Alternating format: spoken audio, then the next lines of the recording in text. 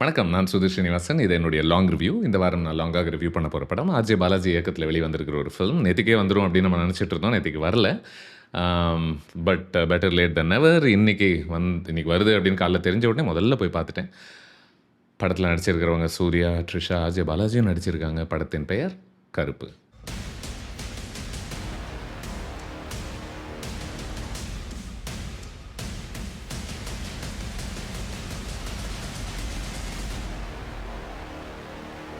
ஒவ்வொரு முறையும் கதைகள்ல கடவுள் வந்து ஒருத்தரை எதிர்கொள்ள போறாரு அப்படின்னு சொன்ன உடனேவே, எனக்கு என்னைக்குமே சின்ன வயசுலேருந்து இந்த கதைகள்லாம் படிக்கும்போது, மித்தாலஜியாக இருக்கட்டும், எதுலயா இருக்கட்டும், படங்களாக இருக்கட்டும், கொஞ்சம் அன்ஃபேர் தான்ல அப்படின்ற மாரி தான் தோணும். ஏன்னா கடவுளோட பவருக்கு எல்லாமே தெரியும், எல்லாமே செய்ய முடியும், சாவே கிடையாது. இப்படி இருக்கிற ஒருத்தரை நீங்க எதிர்கொண்டு நீங்க ஒண்ணுமே பண்ண முடியாதுல்ல.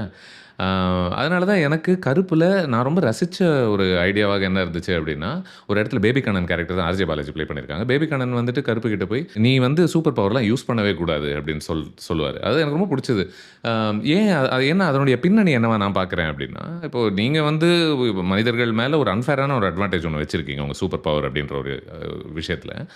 இப்ப நீங்க அத யூஸ் பண்ணும்போது, நாங்க ஏன் எங்களுக்கு கிடைச்ச சின்ன சின்ன அதிகாரங்கள நாங்க பயன்படுத்தக்கூடாது? அப்படின்ற ஒரு கேள்வி அதிலேருந்து எழுப்பப்படுறதாவே நான் பார்க்குறேன். இன்ஃபேக்ட் எனக்கு எந்த அளவுக்கு இந்த ஐடியா புடிச்சிருச்சுன்னா, படத்த விட எனக்கு இந்த ஐடியா ரொம்ப புடிச்சிருச்சு அப்படின்னு நெனைக்கிறேன். ஏன்னா, நீங்க இந்த ஐடியாவ ரொம்ப சீரியஸா எடுத்துக்கொள்ளணும் எடுத்துக்கணும்னு வச்சுக்கங்களேன். அ எந்த ஐடியான்னா, இப்போ ஒரு கடவுள மனுஷனாக மாத்தக்கூடிய ஒரு ஐடியாவ, அப்போ நீங்க அதில ஒரு கடுமையாக ஒரு ஒரு வேலை ஒண்ணு செய்ய வேண்டியிருக்கு. இல்லையா? ஆ பட் இந்த படம் வந்து அந்த வேலை செய்யுதா? அப்படின்ற ஒரு கேள்வி இருந்துகிட்டே இருக்கு. ஏன்னா இந்த படத்த பொறுத்தவரைக்கும் அந்த கடவுள் அப்படின்ற ஒரு ஸ்தானம் கருப்புக்கு குடுக்கப்பட்டது. சூர்யா அவர்களுக்கு குடுக்கப்பட்டதே ஒரு விதத்தில அ எ எத ஒப்பிட்டு அத குடுத்துருக்காங்கன்னு எனக்கு தோணுது அப்படின்னா, நம்ப எப்படி நடிகர்களுக்கு ஆல்மோஸ்ட் கடவுள் போல அ வழிபடுறோம்ல, அதுதானே உண்ம. ஸோ ஓரளவுக்கு அத ஒப்பிட்டு தான் இந்த ஸ்தானமே குடுக்கப்பட்டிருக்கோ அப்படின்னு யோசிக்க வச்சது. ஏன்னா சட்டுன்னு யோசிச்சு பாருங்களேன். இந்த படம் ஆரம்பத்திலேயே ஒரு சில பேர் வந்து நம்மள காப்பாத்த மாட்டாங்களா? யாராவது வரமாட்டாங்களான்ற ஒரு கேள்வி ஒண்ணு எழுப்புறாங்கல்ல. இப்போ பல மாஸ் படங்கள் ஓரளவுக்கு அந்த ஒரு டிவைஸ்ல இருந்து தான் ஹீரோ வெஹிக்கிள்ஸ் அந்த ஒரு டிவைஸ்ல இருந்து தான் ஆரம்பிக்குது. பல பேர் வந்து காப்பாத்துறதுக்கு ஆளே இல்லையான்னு ஏங்கி தவிக்கும்போது தான் உள்ள வராரு பாருங்க. நம்மளுடைய ஹீரோ அப்படின்ற ஒரு ஸ்பேஸ்ல இருந்து தான் அணுகுறோம். ஏன்னா நம்மளுடைய நட்சத்திரங்கள் ஒரு விதங்கள்ல இந்த இந்த கதைகள்லயும், நம்மளுடைய கமர்ஷியல் படங்கள்லயும் அவங்க ஏற்கனவே அந்த கடவுள் ஸ்தானத்தில இருக்கக்கூடியவங்க தான். அந்த மாரி கேரக்டர்ஸ் தான் அவங்களுக்கு குடுக்கப்படுது. அத தான் நம்ம பயங்கரமா கொண்டாடுறோம். தியேட்டர்ஸ்லயும் கூட. அதனால தான் எனக்கு இந்த கருப்பு வந்து இந்த சேலஞ்ச ஏத்துக்கும்போது "சரிடா ஓகேடா, நான் மனுஷனாயி பார்க்குறேன்." முதல் ஒன்ல சொல்ற மாரி, "இது இது சாத்தியம்னா நான் தயார்." அப்படின்ற மாதிரி ஒண்ணு எடுத்துக்கிறார்ல. எனக்கு வந்து இப்போ அத ஏத்துக்கிட்ட உடனே தான், அப்பதானே உங்களுக்கும் தெரியும், நீங்க கடவுள்ல. மனுஷனா இருந்து பாருங்க. இங்க இருக்கக்கூடிய சிக்கல்கள் என்னன்னு தெரியும். இங்க இருக்கக்கூடிய மார்ட்டாலிட்டி காரணமாக வரக்கூடிய பிரச்சனைகள். ஆ ஓவர் பாப்புலேஷன் ஏன்னா கடவுள்களுக்கு அதெல்லாம் அந்த பிரச்சனைலாம் இருக்காதுல்ல. ஆ பட் இதெல்லாம் அவர் நிஜமாவே இந்த கரப்ஷனுக்கான காரணங்கள்லாம் கொஞ்சம் கண்டு அறியணும்னு வச்சுக்கங்களேன். ஆ இந்த படத்தில கேரக்டர்ஸ் எல்லாம் இன்னும் ஒரு மனுஷத்தன்மை அப்படின்ற ஒரு ஸ்பேஸ்ல இருந்து தான் ஆப்பரேட் பண்ணணும். அந்த ஸ்பேஸ்ல இருந்து தான் நம்ம கவனிக்க முடியணும்னு நெனைக்கிறேன். ஏன்னா பேபி கண்ணன் வந்து கருப்பு கிட்ட சொல்றார்ல, "நீ மனுஷனாயி பாரு" அப்படின்னு. கதாபாத்திரங்களையும் ஓரளவுக்கு நம்ம மனுஷனா ஆக்க முடியணும். ஏன்னா கொஞ்ச நேரத்துக்கு பினு அப்படின்ற ஒரு கதாபாத்திரம் அவங்களுடைய அப்பா இந்திரன்ஸ் ஹோம் படம் பார்த்துருப்பீங்களான்னு தெரியல மலையாளத்தில செம படம். அதில நடிச்சிருப்பாரு. ஒரு ஒரு இயல்பான ஒரு இன்னோசன்ஸ் இருக்கும் அவர்கிட்ட. ஸோ கண்டிப்பா அந்த கதாபாத்திரத்துக்கு அவர் ரொம்ப சூட்டபிளான ஒரு ஆள் தான். அந்த 2 பேர் கொஞ்ச நேரத்துக்கு காட்டும்போதில்ல, நம்ம ஓகே ஸோ இவங்கள வச்சு தான் இவங்கள ஒரு எமோஷனல் ஸ்பைனா வச்சு தான் இந்த படம் வந்து இது சொல்லக்கூடிய கருத்துக்கள்லாம் முன்வைக்க போகுது அப்படின்ற மாரி தான் நான் நினைக்கிறேன். அவங்கள நம்ம பார்க்கும்போது இந்த சிஸ்டம் பயங்கரமா அவங்கள எக்ஸ்ப்ளாய்ட் பண்ணுது. அந்த இடத்துல தான் ஒருத்தவங்க வந்து ரொம்ப கிளவரா ஒண்ணு சொல்லுவாங்க. என்னன்னா, இப்போ கோர்ட்ல தண்டனை வாங்குறதுக்கு போகிற இடம் இல்ல. கோர்ட்டுக்கு போகுறதே ஒரு தண்டனை தான். அப்படின்றதுக்கான ஒரு உதாரணமாகவே இந்த 2 கேரக்டர்ஸுமே இருக்காங்க. பட் அப்படி இருந்தாலும் கூட, இப்போ பினு அப்படின்ற ஒரு ஒரு பெண்ணுக்கு ஒரு லிவர் ப்ராப்ளம் இருக்கிறது நமக்கு தெரியப்படுத்துறாங்க. இப்போ அந்த லிவர் ப்ராப்ளம அதனுடைய பாதிப்பு எங்கெங்கெல்லாம் வருது அப்படின்னா, எங்க இந்த கதை கொஞ்சம் முன்னாடி நகர வேண்டியிருக்கோ, அந்த இடத்துல சட்டுன்னு அவங்க மயக்கம் போடுறதாக இருக்கட்டும், திடீர்னு நமக்கு ஞாபகப்படுத்தும் வகையில ஒரு சின்ன வாந்தி அப்படி போய் எடுத்துட்டு வருவதாக இருக்கட்டும். அப்படிதான் ஒரு ஒரு கருவியாகத்தான் அந்த வியாதியுமே இது பயன்படுத்துதோ! அப்படின்னு தோணுது. மேபி அதனால தானோ என்னவோ இந்த அப்பா வந்து ஒரு இடத்துல பயங்கரமா கதறக்கூடிய ஒரு காட்சி ஒண்ணு இருக்கு. ஓகே. ஒரு ஒரு இறப்பு ஒண்ணு நேரிட்ட பிறகு அவர் வந்து அ ஆல்மோஸ்ட் என்ன சொல்றது? நெறைய இந்தியன் தாக்கம் எனக்கு அங்கங்க தோணிக்கிட்டு இருந்துச்சு. நான் சொல்றேன். மனோரமா அவர்கள் வந்துட்டு போய் அப்படியே ஒரு அந்த அந்த ஒரு சிஸ்டம எதிர்த்து ஆல்மோஸ்ட் மண்ணெல்லாம் வாரி வீசி ஒரு சாபம் ஒண்ணு குடுப்பாங்கல்ல, அந்த மாதிரியான ஒரு ஸ்பேஸ்ல இயங்கக்கூடிய ஒரு காட்சி தான்.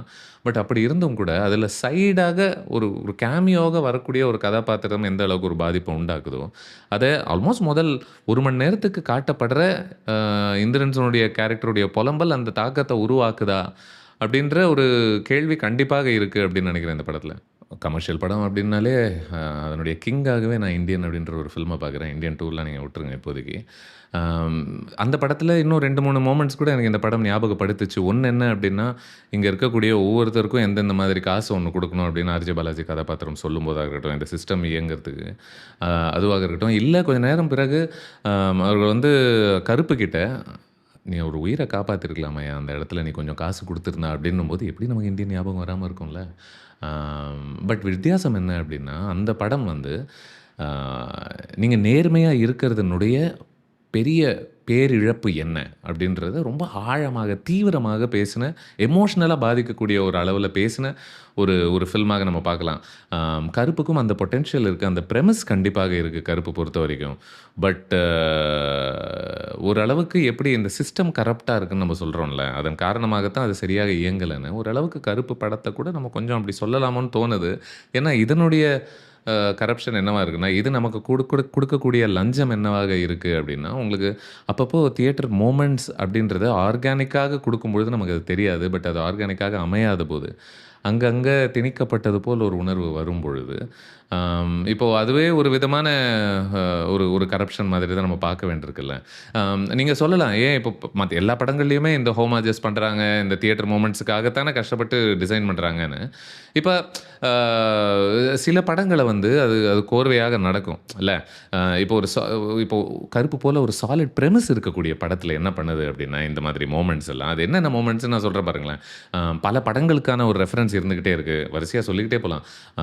சிவாஜி சொல்லலாம், ஆயுத எழுத்து சொல்லலாம், கஜினி சொல்லலாம், லியோ சொல்லலாம், சிங்கம் சொல்லலாம். இந்த மாரி அடுக்கிக்கிட்டே போலான்னு வச்சுக்கங்க. இல்ல சட்டுன்னு அந்த ஒரு சிவப்பான ஒரு போர்ட்டல் வழியாக கருப்பு உள்ள வர்றது டக்குன்னு டாக்டர் ஸ்ட்ரேஞ்ச யோசிக்க வச்சது. அவருக்கு விசிட்டிங் கார்ட்ல பெட்டர் கால் சால்ன்ற மாரிங்க. அது மாரி தான் பெட்டர் கால் அ இவருடைய ஒரு கேரக்டர் அந்த இடத்துல மென்ஷன் பெட்டர் கால் பேபி அப்படின்னு சொல்லப்படுது. இல்ல அந்த ஒரு எண்ட்ல சூர்யா அவர்களுக்கு பயங்கரமான லுக் பை த வே. அவர் கடவுளாக வரக்கூடிய ஒரு போர்ஷன்ல. அது பார்த்தா எப்படி காந்தாராவ யோசிக்காம இருக்க முடியும்? அப்படின்ற ஒரு கேள்வி இருக்கு. இல்ல ஒரு பைக்ல ஆல்மோஸ்ட் அப்படி வரும்போது, அது செயின் எல்லாம் அப்படி விசிறி அந்த செயின் பூரா நெருப்பு வந்துகிட்டு இருக்கும் பொழுது, அம் கோஸ்ட் ரைடரா? அப்படின்ற ஒரு ஒரு கொஸ்டின். இல்ல ஒரு ஒரு டைம் ஃப்ரீஸ் ஐடியா ஒண்ணு இருக்கு. இப்ப அந்த டைம் ஃப்ரீஸ் ஐடியாவ ஒரு முறை பயன்படுத்துறாங்க இந்த படத்துல ஆரம்பத்துல. பட் அதன் பிறகு அந்த ஐடியா மறுபடியும் பயன்படவே இல்ல இந்த ஃபிலிம்ல. அதான் சொல்றேனே, இப்போ இது ஒரு பிரெமிஸ் நல்லா இருக்கும்போது, இந்த மாரி ஐடியாஸ்லாம் கான்ஸ்டன்ட்டா உள்ள வந்துட்டு, வந்துட்டு போகுதுல்ல. அது என்ன பண்ணுது அப்டின்னா, இது ஆர்கானிக்கா நமக்கு ஒரு கதை அ சொல்ற முயற்சி பண்ணுதுல்ல இந்த படம். அதுக்கு தடங்கலாவே அமையுது அப்டின்னு நெனைக்கிறேன் நான். அங்கேருந்து தான் எனக்கு இந்த படத்த நோக்கி பல கேள்விகள் எழுப்பணும் அப்டின்னு தோணுதுன்னு நெனைக்கிறேன். ஆம் கண்ணு முன்னாடி ஒரு அப்பாவி பொண்ணு சாவறா அப்டின்னும்போது, அப்ப அந்த கடவுள் எப்பேர்ப்பட்ட ஒரு கடவுள்? இதுக்கு மேல நான் அத பார்த்துக்கிறேன்னு சொல்லிட்டு பார்த்துக்க முடியாம போகக்கூடிய ஒரு கடவுள் எப்பேர்ப்பட்ட கடவுள்ன்னு கேட்க தோணுது. இன்ஃபாக்ட் த்ரிஷா ப்ளே பண்ணக்கூடிய பிரீத்தி அப்படிங்கிற ஒரு கதாபாத்திரமும், ஆமா உன் முன்னாடி இத்தன அநியாயம் நடக்குதே, நீ ஏன் அதெல்லாம் தட்டி கேட்க மாட்டேங்கிற? அதெல்லாம் ஏன் தடுக்க மாட்டேங்கிற? அப்படின்ட்டு கேட்கக்கூடிய ஒரு கேள்வி ஒண்ணு இருக்குல்ல. அதுவுமே ஓரளவுக்கு அந்த ஆதங்கத்திலே தான் வருதுன்னு நெனைக்கிறேன். அதுக்கு யூசுவல் பதில் என்ன சொல்லுவாங்க? மனுஷங்க நீங்க உங்களையே பார்த்துக்க முடியணும். எல்லாத்துக்கும் நான் வர முடியாது அப்படின்னா, நான் என்ன கேட்கிறேன்னா, அப்ப இதுக்கு எதுக்கு வரீங்க? அப்படின்ற ஒரு கேள்வி ஒண்ணு இருக்குல்ல. இந்த நேரத்தில, இந்த மொமெண்ட்டுக்கு, இந்த பிரச்சனைக்காக வர வேண்டிய அவசியம் என்ன? இத விட இன்னும் கொடூர பிரச்சனைகள் இருக்காதா? இல்ல இப்போ இந்த படத்த பொறுத்து நம்ம எழுப்பக்கூடிய கேள்விகள் அப்படின்னு பார்க்கும்பொழுது, ஆ ஏன் இந்த ஸ்க்ரீன் பிளே மொத்தமாக பினு மற்றும் அவங்களுடைய அப்பாவ 1 ஹவர் கிட்ட எஸ்டாப்ளிஷ் பண்ணி, ஆல்மோஸ்ட் இவங்க தான் இந்த படத்தினுடைய எமோஷனல் ஸ்பைன் அப்படின்ற ஒரு உணர்வ நமக்கு குடுத்த பிறகு, அவங்கள முழுதாக மறப்பது ஏன்? அப்படின்ற ஒரு கேள்வி கேட்க வேண்டியிருக்கு. இல்ல ராஜபாலாஜியுடைய ஒரு பேபி கண்ணன் கேரக்டர பொறுத்த வரைக்குமே, அந்த கேரக்டர என்னால முழுசாவே இவரு யாரு அப்படின்னு என்னால முழுசா புரிஞ்சுக்க முடியல அப்படின்னு நெனைக்கிறேன். கெட்டவருன்றதுல சந்தேகம் இல்லன்னு வச்சுக்கங்க.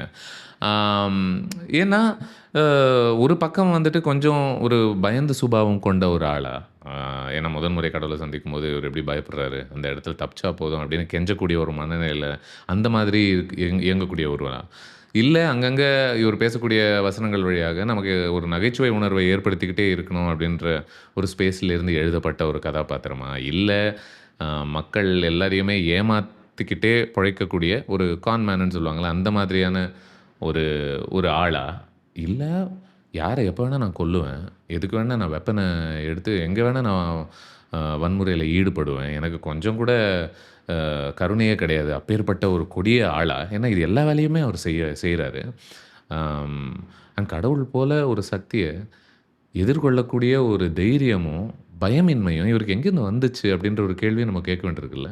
அம் இந்த கேரக்டர் மேபி முழுசாக நம்ம புரிஞ்சிருந்தோம்னா, இந்த மாரி கேள்வியே கேட்க தோணாதுன்னு நெனைக்கிறேன். எனக்கு சில மொமெண்ட்ஸ் கண்டிப்பா புடிச்சது அந்த ஃபில்ம்ல. சில ஐடியாஸ், நெறைய ஐடியாஸ் புடிச்சது கண்டிப்பா. அதில ஒரு மொமெண்ட் எனக்கு என்ன ஒர்க் ஆச்சு அப்படின்னா, 2 திருடங்க. அவங்களுக்கு இருக்கக்கூடிய ஒரு அ ஒரு ஒரு கருண மனப்பான்மை கூட இந்த கோர்ட்ஸுக்கும், போலீஸ் சிஸ்டம்க்கும் இல்ல அப்படின்னு சொல்லி பேசக்கூடிய ஒரு மொமெண்ட் வந்து ரொம்ப இன்ட்ரஸ்டிங்கான ஒரு மொமெண்ட். ஏன்னா, அந்த இடத்துல அவங்க ரொம்ப கிரேவான ஒரு கேரக்டர்ஸாக மாறுறாங்க. படத்தின் பெயர் கருப்பாக இருந்தாலும். இந்த படம் பூராக வெறும் கருப்பு, வெள்ளை கதாபாத்திரங்களுமே இருந்தாலும் கூட, நான் சொல்றேன் அத. கருப்பு அப்படின்னு நம்ம யோசிக்கும்போதே, இது வந்து சூர்யா அவர்களுடைய கதாபாத்திரத்த சுட்டிக்காட்டுறதா நம்ம எடுத்துக்கலாம். இல்ல லாயர்ஸ் அணியக்கூடிய ஒரு நிறமாக நம்ம அத எடுத்துக்கலாம். இல்ல ஓரளவுக்கு இந்த ஜஸ்டிஸ் சிஸ்டமும், போலீஸ் சிஸ்டமும் எவ்வளோ கரப்படிஞ்ச சிஸ்டம்ஸாக இருக்கு. அப்படின்னு பேசக்கூடிய அத குறிப்பதாக கூட நம்ம நெனச்சுக்கலாம் அப்படின்னு நெனைக்கிறேன். ஆனா இந்த இந்த படத்தினுடைய கடைசி தீர்வு, முக்கிய தீர்வு என்னவாக இருக்கு அப்படின்னா, இப்ப கடவுள் அப்படின்ற ஒருத்தர் வந்துட்டார்னா எல்லா அநியாயங்களும் தட்டி கேட்கப்படும். எல்லா கொடியவர்களும் அழிக்கப்படுவார்கள் அப்படின்னு சொல்லப்படுதுல்ல. இப்போ கடவுள் அப்படின்றது ஒரு அல்டிமேட் அத்தாரிட்டி ஃபிகர் இல்லையா? ஏற்கனவே நமக்கு அத்தாரிட்டி ஃபிகர்ஸ் எல்லாம் அவங்க அதிகாரத்த துஷ்பிரயோகம் பண்றதன் காரணமாகத்தான் நமக்கு எல்லா விதமான கொடுமைகளும் நடக்குது, கஷ்டங்களும் இருக்கு. அதுதான் இந்த படத்தினுடைய முக்கிய பிரச்சனையே. அதுக்கான தீர்வு அ இன்னொரு ஒரு ஒரு மேல இருக்கக்கூடிய, இயங்கக்கூடிய, கேள்வியே நம்ம கேட்க முடியாத ஒரு அத்தாரிட்டி ஃபிகர் அப்படின்னு சொல்வது தீர்வு ஆகுமா? அப்படின்னு தோணுது. ஏன்னா போற போக்குல லாஸ்ட்ல ஒரு வரி ஒண்ணு வருது. அட்ராக்டிவான ஒரு ஒன் லைனர் தான். நல்லது செய்வது கூட ஒரு அடிக்ஷன் அப்படின்னு சொல்லப்படுது. பட் அது தீமேட்டிக்காக எக்ஸ்ப்ளோர் பண்ணி வந்த ஒரு ரிசல்ட்டா? இல்ல ஒரு பஞ்ச் லைனுக்காக போற போக்குல அடிச்ச ஒரு லைனா? சாயபங்கரோட பாடல்கள் ஏற்கனவே நெறைய உங்களுக்கு தெரியும். ராத்திரி ராசு தெரியும். அ மற்ற அந்த எலிவேஷன் ட்ராக்ஸ் நெறைய இருக்குல்ல இந்த படத்தில. அதுக்கு கண்டிப்பாக பாராட்டுகள் அவருக்கு கிடைக்கும். பட் எனக்கு ரொம்ப புடிச்ச ஒரு ட்ராக் வந்து ஆரம்பத்தில பினு மற்றும் அவங்களுடைய தந்தை வந்து கஷ்டப்படும் பொழுது, ஒரு மான்டாஜ் சீக்வென்ஸ் காட்டும்போது, அந்த இடத்துல யூஸ் பண்ணக்கூடிய ஒரு ட்ராக் வந்து சகஜமாக, "ஐய்யய்யோ! இவங்க எவ்வளோ ஒரு வலியில இருக்காங்க" அப்படின்ற ஒரு மூட்லேருந்து உருவாக்கப்பட்ட ஒரு ட்ராக் இல்ல. எனக்கு அதனுடைய ஒரு ஐடியாவே எனக்கு ரொம்ப புடிச்சது. படத்தினுடைய கிராஃப்ட் அப்படின்னு சொல்லும்போது, இந்த படம் சிவப்பு எப்படி பயன்படுத்துது சினிமாட்டோகிராஃபில கலர்ஸாக அப்படின்றத நான் ரசிச்சேன். சில்வர்ஸ் எப்படி பயன்படுத்துதுன்னு ரசிச்சேன். அத தாண்டி பேசணும் அப்படின்னா, அந்த நெருப்பு எப்படி பயன்படுத்துது இந்த படம் கான்ஸ்டன்ட்டாகன்றது. சூர்யா அவர்கள் அஃப்கோர்ஸ் சொல்லவே வேணாம். Uh he is he is magnetic, he is charismatic in every frame in this film for sure. அதில எந்த விதமான சந்தேகமுமே இல்ல. என்ன இந்த கரிஸ்மா, இந்த ஹீரோயிசம்க்கு அடியில ஒரு ஸ்ட்ராங்கான ஒரு எமோஷனல் ஃபவுண்டேஷன் இருந்துச்சுன்னு வச்சுக்கங்களேன். ப்ராப்பராக ஒரு தீம எக்ஸ்ப்ளோர் பண்ணக்கூடிய ஒரு ரைட்டிங் இருந்துச்சுன்னு வச்சுக்கங்களேன். இது வெறும் பார்க்கறதுக்கு எவ்வளோ அழகா இருக்கார்ல, ச்சே எவ்வளோ கரிஸ்மேட்டிக்கா இருக்கார்ல அப்படின்றத தாண்டி நம்ம இன்னும் எமோஷனலா நம்ம இன்வால்வ் ஆக ஆரம்பிச்சோம்னா, அதையுமே ரசிக்கிறதுக்கு இன்னும் கொஞ்சம் நமக்கு டெஃபினட்டா உதவும் அப்படின்னு நெனைக்கிறேன். ஏன்னா இது வெறும் ப்ரெமிஸே இல்லாத இதுக்கு ஒரு ஒரு நோக்கமே இல்லாம வெறும் ஸ்டார் எலிவேஷன் பண்றதுக்காக மட்டும் எழுதப்பட்ட படம்னு வச்சுக்கங்களேன். நம்ம இதெல்லாம் பேசவே மாட்டோம். நம்ம இதெல்லாம் கண்டுக்கவே மாட்டோம். இதனுடைய ஒரு ஸ்ட்ரெங்த்ஸ் அண்ட் வீக்னஸ் பேசிட்டு போயிட்டே இருக்கலாம் இல்லையா? ஆனா இந்த படம் எடுக்கக்கூடிய, இத அணுகக்கூடிய பிரச்சனைகள்லாம் பயங்கர காம்ப்ளெக்ஸான ஒரு பிரச்சனைகள். நம்மளுடைய ஜஸ்டிஸ் சிஸ்டம் எப்படி இயங்குது அப்படின்றத பேசுது. அதுக்குள்ள இருக்கக்கூடிய கரப்ஷன் என்னவா இருக்குன்னு பேசுது. அதுக்குள்ள கரப்ஷனுடைய நெசசிட்டி என்னவா இருக்கு அப்படின்னு பேசுறதுக்கான ஒரு ஸ்பேஸ் இருக்கு. ஏன்னா, அங்க மாரி இடங்கள்ல ஒரு லாயராக நீங்க சர்வைவ் ஆவணும் அப்படின்னா, வேற எப்படி நீங்க சர்வைவ் ஆகப் போறீங்க? எப்படி பொழைக்க போறீங்கன்ற ஒரு கேள்விய போற போக்குல எழுப்புது. இதுல கடவுளுடைய ஒரு இடம் நம்ம சமூகத்துல என்ன? அப்படின்ற ஒரு கேள்வி. ஸோ இது எல்லாமே ரொம்ப ஆழமான கேள்விகள் இல்ல? ஆனா இந்த படம் இந்த கேள்விகள் எல்லாமே எழுப்புவதற்கான ஒரு காரணம், ஆ ஒரு ஒரு ஸ்டாருக்கு கடவுள் அப்படின்ற ஒரு அலங்காரத்த குடுத்து, நம்மள ஒரு கொண்டாட்ட மனநிலையில் அ தள்ளுவது தான். அது மட்டும் தான் ஒரே ஒரு காரணம் அப்படின்னு நினைக்கிறேன் நானு.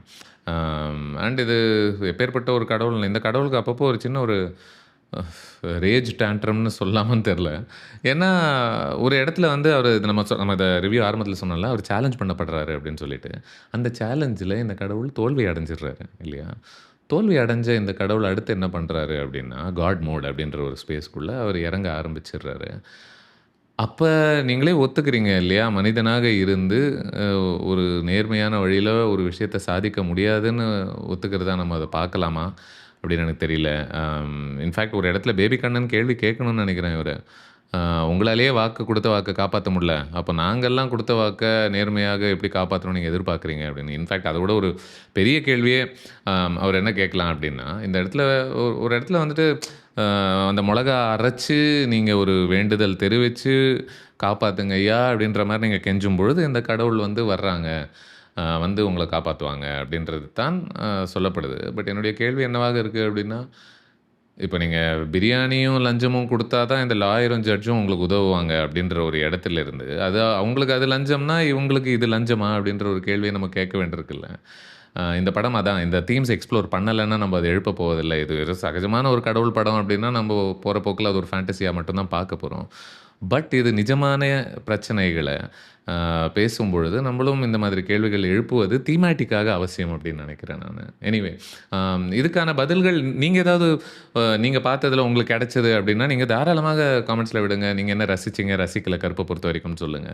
ஆதரவுக்கு நன்றி. இது என்னுடைய லாங் ரிவ்யூ ஆஃப் கருப்பு. மறுபடியும் இன்னொரு ரிவ்யூவுக்கு உங்களை சந்திக்கும் வரை நன்றி. வணக்கம்.